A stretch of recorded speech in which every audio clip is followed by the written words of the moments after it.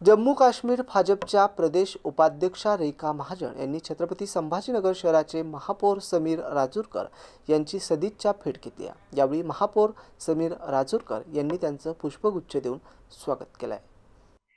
या भेटीदरम्यान शहराच्या सर्वांगीण विकासाबाबत, नागरिकांना दिल्या जाणाऱ्या मूलभूत सुविधा तसेच भविष्यातील विविध विकास कामांबाबत सविस्तर चर्चा करण्यात आली। याशिवाय शहराचा समृद्ध इतिहास, सांस्कृतिक वारसा आणि येथील परंपरा यावरही सखोल संवाद झाला।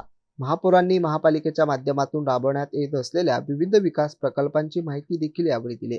श्रीमती रेखा महाजन यांनी शहराच्या ऐतिहासिक परंपरा आणि सांस्कृतिक ओळखीचं कौतुक केलं।